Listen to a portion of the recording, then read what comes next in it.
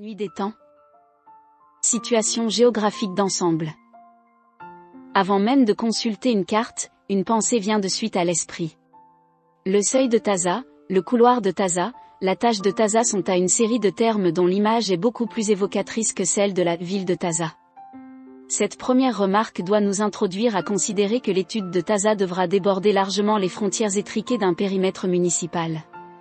Examinons quelle étymologie peut être celle de Taza. L'arabe, cela est normal, ne nous donne rien, le berbère nous permet de formuler une hypothèse. En effet, on ne peut s'empêcher de rapprocher le mot Taza du terme connu Tizi, col. Nous ne savons absolument rien des dialectes berbères des anciennes tribus de la région. Elles sont actuellement arabisées au point de vue linguistique. Mais le terme Tizi est trop fréquent en berbère pour ne pas envisager la vocalisation en A. Cette variation linguistique est très possible. Les consonnes seules ayant une valeur fondamentale et les voyelles étant plutôt des éléments de différenciation grammaticale. D'ailleurs, un cas absolument similaire concerne un lieu dit voisin de Taza, le Kefafra. Ce point est caractérisé par une grotte très importante. Or, Ifri est le nom berbère de la grotte. L'étymologie nous donne donc la caractéristique essentielle de la ville, être la ville du col. A priori, ville et le seuil de Taza semblent étroitement liés. Mais quel est donc ce seuil ? Consultons la plus élémentaire carte du Maroc. Elle nous montre Taza placée à l'étranglement d'une sorte de couloir faisant communiquer ce que le plus ignorant dénomme Maroc occidental et Maroc oriental. Ce couloir sépare deux masses montagneuses considérables, lesquelles correspondent à deux éléments essentiels et bien différenciés de l'orographie marocaine, avec le moyen Atlas au sud et le Rif au nord. Enfin, ces massifs ne sont-ils pas évoqués à nos esprits par les deux termes les plus universellement connus de la pacification du Maroc, Rif et tache du Maroc? Ces remarques élémentaires, si sommaires soient-elles, me semblent d'une telle importance que nous ne croyons pas devoir justifier davantage l'étude que nous allons entreprendre. Mais un examen plus détaillé de l'emplacement de Taza et de la disposition de son seuil est nécessaire pour pouvoir saisir dans la valeur, la suite des événements que nous rencontrerons. Situation géographique locale. Nous avons parlé du seuil de Taza, mais ce n'est là qu'un terme vague. Il convient de le préciser et de la rechercher en outre. Pour quelle raison la ville du col s'est établie au point précis où elle se trouve. Une carte nous montre le seuil orienté est-ouest et drainé principalement par un affluent du Leben, un l'Inaouan.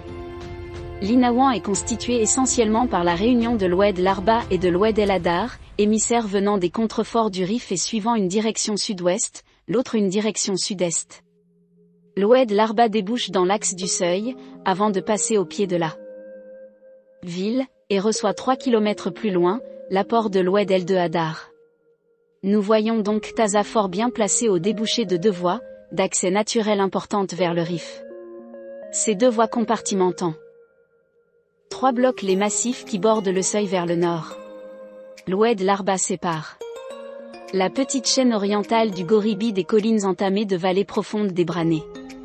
L'Oued El Hadar sépare le pays brané du massif compact des Tsoul. Ces deux vallées sont suivies par les deux routes de pénétration vers le nord, la route de Kifan, par Darsed Medbo et la route de Ténest.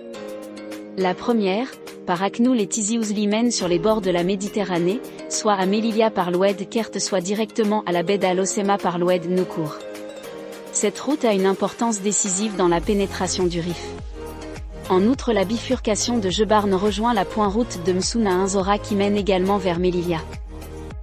Cette dernière constitue la grande voie d'accès à la Méditerranée et la bifurcation de Jebarne, après avoir été la voie de ravitaillement des partisans d'Abdelmalek, est aujourd'hui le passage classique des contrebandiers.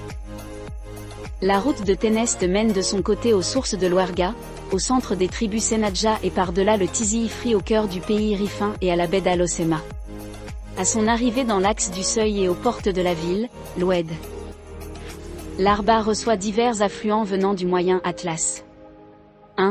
L'Oued Boulad Geraf qui avec son affluent, l'Oued Ouerguin, draine la haute plaine de Gueldaman, voie de pénétration qui certes ne continue pas très loin, mais a néanmoins son importance dans un massif aussi compact que celui de la partie nord du moyen Atlas. 2. Un Oued Defali. Aux abords immédiats de Taza, un Oued Djehouna, parallèle à enfin, les Oued Anemli et Taza, qui enserrent l'actuelle ville de Taza. Cette série d'oueds constitue un réseau étroit d'eau fertilisante et favorable à un établissement humain. Il est à remarquer enfin, que les abords de Taza marquent un resserrement très accentué du seuil. L'oued Larba est étroitement canalisé entre les collines d'Asdour et de Kerdoussa au nord et l'ensemble des buttes constituées par le Dra El Louz, le Koudia Mimouna, le Kern Nesrani et l'éperon de Tazao au sud. Examinons maintenant le seuil vers l'est puis vers l'ouest. À 3 km de Taza s'allonge entre les vallées de l'Ouarguin et du Djaouna, une longue barrière, le Dra El Anra qui se termine vers le nord par le piton de Djaouna. Il y a là une position assez sérieuse, mais d'accès trop facile par le sud et ses pentes sont relativement douces. De plus la plaine de Mekatla au nord est trop large pour être efficacement barrée et 3 cheminements différents y existent. Ensuite le seuil s'évase largement entre le Djebel Gouribi et le Dra Sidi Saada pour former une plaine mamelonnée très fertile en années pluvieuses, la Faema. Cette plaine est d'abord entaillée par quelques ruisseaux dont un Oued Akbal mène les eaux à l'Oued Boulad Geraf. On arrive à la ligne du partage des eaux entre les bassins de l'Inaouan, affluent de l'Oued Sebou et du Msoun, affluent de la Moulouya. Taza n'aurait-elle pas eu sa place en ce point? Nullement, car cette ligne de partage n'est marquée que par un léger bombement dénué de tout intérêt stratégique, le Redjem Zaza qui se continue vers le nord par les Araguibes dont le nom évoque de molles collines sans intérêt. Par-delà le Redjem, la Faema continue, découpée par les ruisseaux qui descendent vers le Msoun. Cette oued arrive du Rif vers lequel sa vallée constitue une voie d'accès facile. Son bassin supérieur est emprunté d'ailleurs par les routes d'Aknoul Tizi Ouzli et de Mesquitem Inzora. Le Msoun, venu du nord dévié vers l'est à la Kasbah de Msoun, qui marque vraiment le débouché du seuil de Taza. En effet ce dernier très élargi s'épanouit à partir de ce point pour se fondre avec les immenses étendues semi-désertiques où se traîne la Moulouya. La route elle-même ne se soucie plus de suivre une vallée et gagne à Safsafa l'oued Meloulou qui coule à 12 km au sud de Msounet où se confondent les eaux de multiples torrents venus du moyen Atlas. Le Meloulou va ensuite se jeter dans la Moulouya à Guersif, passage traditionnel de ce fleuve. Revenons à Taza et dirigeons-nous cette fois vers l'ouest. Après le Kern Nesrani et le confluent de l'Oued El Hadda, l'Inaouan traverse une plaine élargie, bardée au nord par les collines des Tsoul et vers laquelle les contreforts des montagnes Viata viennent mourir en pente continue, tandis que des courts torrents, Oued Moukda, Izmir, les entament de failles impraticables. À signaler simplement une avancée des collines du massif Tsoul qui étrangle la vallée à Bab Merzouka. Mais cet éperon à pente douce, tout en constituant un point de surveillance de la vallée, n'a pas les moyens de défense que demande l'emplacement de Taza. Un point essentiel du seuil apparaît ensuite le col du Touar. Un examen superficiel semblerait indiquer ce point comme étant vraiment la clé du couloir. C'est en effet là que le seuil est le plus élevé. L'Inaouan y fait un long détour au fond d'une gorge vertigineuse. Le Touar se dresse comme une véritable barrière en travers du seuil extrême poussé des massifs prérifins vers le sud. Il correspond à une très ancienne ligne de plissement qui se manifeste de façon importante au sud par le superbe massif du Tazeka et qui lors de la formation des chaînes rifènes et prérifènes, a constitué une ligne de résistance qui a dévié les chaînons dans un axe nord-sud, suivant la ligne Touar Ada Koudia Boudjerid, Djebel Khalfa. Mais ce Touar par son orientation même, ne crée aucune voie de passage obligée. S'il ne peut être question de passer dans la gorge, rien n'empêcherait d'éviter une forteresse placée sur la côte 775, en passant plus au nord, par exemple en utilisant les vallons des deux affluents de gauche de l'Inaouan, qui l'encadrent, l'Oued Boukeshba à l'est, l'Oued Kleta à l'ouest.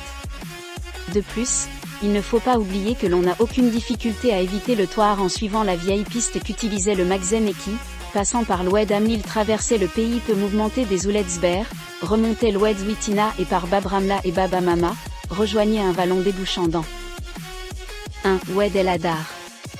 Sans insister sur les autres inconvénients du Touar, difficulté de l'alimentation en eau, aridité des parties schisteuses, nous voyons que le Touar ne pouvait être prédestiné à l'emplacement de Taza. De l'autre côté du Touar, nous débouchons dans un nouveau bassin. Vers le nord, les collines Tsoul sont peu élevées et viennent mourir mollement sur les berges de l'Inaouan. Vers le sud, un glacier en pente douce constitué par des tables calcaires, est entaillé de gorges impraticables des Oued Coel, Boukeloul, Sidi Regig. Dans cet élargissement débouche au nord la large voie d'accès de l'Oued Amlil. À partir d'ici, il ne peut plus être question de trouver une position de ville du col. En effet, à l'ouest le moyen Atlas s'éloigne vers le sud et on ne trouve de ce côté de l'Inaouan qu'un vaste plateau doucement incliné. Certes, la vallée est parfois étranglée par les collines des Ayena au nord et les avancées du plateau des Mgassa et de Matmata au sud, en particulier à Sidi Abdallah, que domine la coulée volcanique de Métahan. Certes, les canons des Oued Zireg Kawan et la gorge de Bouelou gênent le passage au sud de l'Oued. Mais, ni le fouillis des collines du nord, ni la faible altitude du plateau ne constituent des obstacles sérieux. Ce qui restreint surtout un intérêt de cette partie du seuil, c'est que la large vallée de l'Oued Amlil, qui sépare le massif Tsoul des collines Ayena, offre aux communications ouest-est un excellent passage pour rejoindre Tissa et la vallée du Leben. Ce passage fut la route classique du Magzen. L'Oued Amlil permet encore un accès facile vers le pays Senadj. Aussi, ne serons-nous pas étonnés de voir les villes défuntes de Tsoul et d'Inishak, établies auprès du carrefour que constitue l'Oued Amlil vers Tissa, les Senadji et l'Inaouan. La conclusion de cet examen est donc que Taza ne pouvait se trouver que dans le défilé qui sépare les confluents de l'Oued Boulad Geraf et de l'Oued El Hadar.